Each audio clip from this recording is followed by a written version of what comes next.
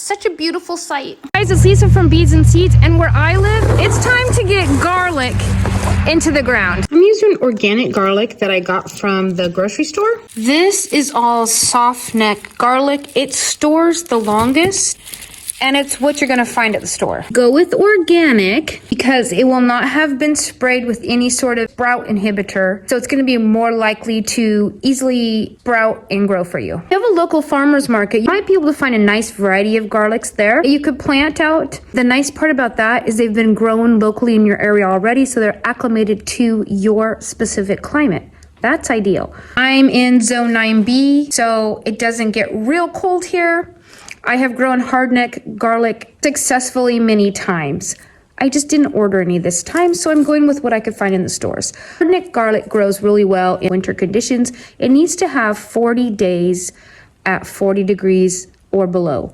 I can grow hardneck garlic, but I can also grow softneck garlic. Now, this does not need as intense of a vernalization period, so it doesn't need as long or as cool of a chilling period as the hardneck does, but it does need some chill. So if you live in a really pretty warm zone, maybe you don't get really much cool temperatures in the winter, you're gonna stick these guys in the fridge for a few weeks and that'll take care of it. So softneck's gonna be good for zones 3 to 9 and hardneck zones 3 to 6 for sure, and some of the varieties 3 to 8. Like I said, I have grown hardneck garlic before and it worked okay, but I have to say, out of all of the cloves that I planted, there's always a couple, maybe 4, that don't actually form cloves. They look more like a small onion. So it didn't get cold enough for them to develop the cloves.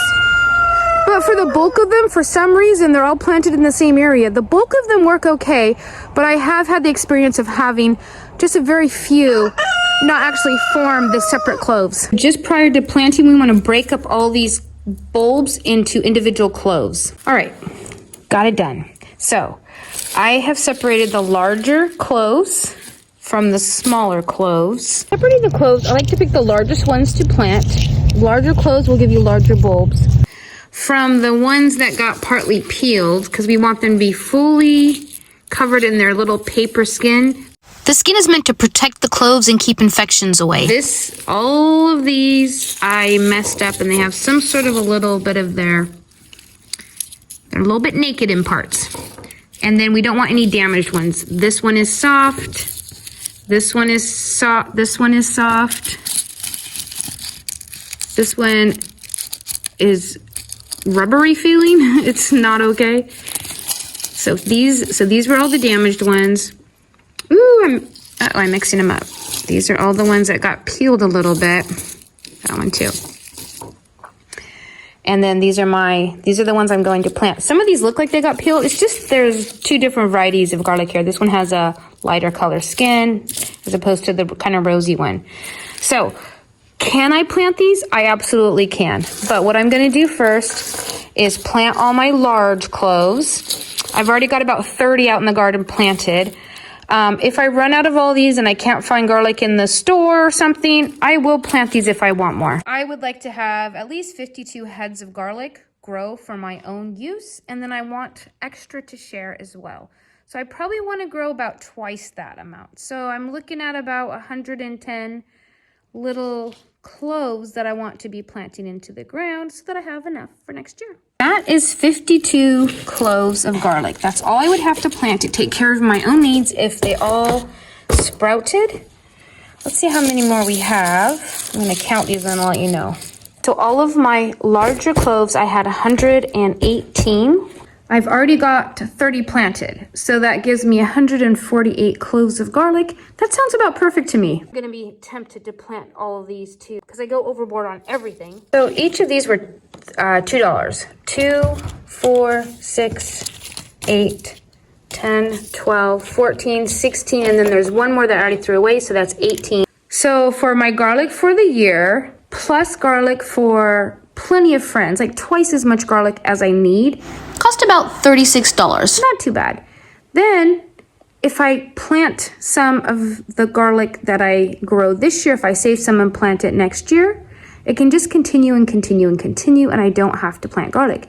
It's just the fact that I do need to get it into the ground in the fall when I'm super busy usually.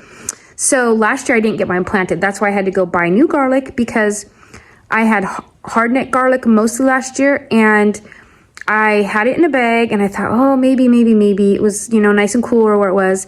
Nope, it was like had the little paper shell. It had just literally deteriorated away till nothing. So I had to get new garlic. $36 for garlic for the rest of my life, if I continue to just replant some of the stuff I plant each year. Pretty good. I'm always racing the clock. It's supposed to rain at 5. It's 5. Looks like it's gonna rain. We'll see. Start with a weed-free bed. Garlic will grow the very best with no competition. I'm digging fairly deep little troughs because I'm going to be planting it About 2 inches down. And you want to have the pointy side up because the bottom is where the roots come out. And I'm going to place them about 6 inches apart. The more space they have, the larger the bulb is likely to get. If they're too crowded, the bulb will be smaller. Already amended the soil and gotten it ready for the garlic. If you want to see how to do that, I'll leave a link to a video at the end of this one. I'm just going to cover it over.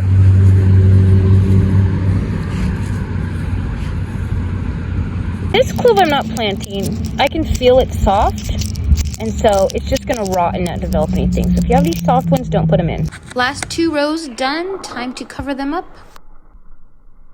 I cover mine with a layer of mulch. I have access to leaves, so leaves are what I'm using.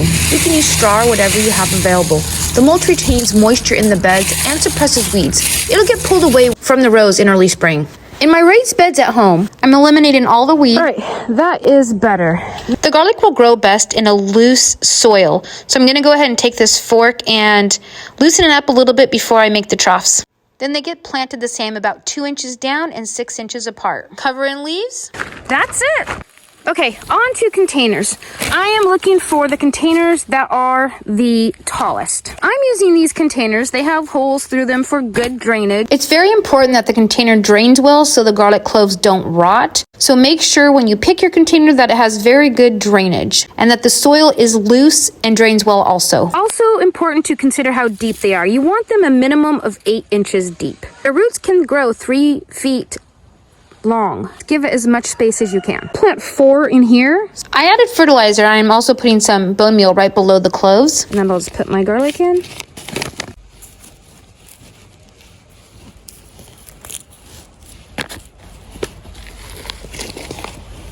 Ta-da! All planted.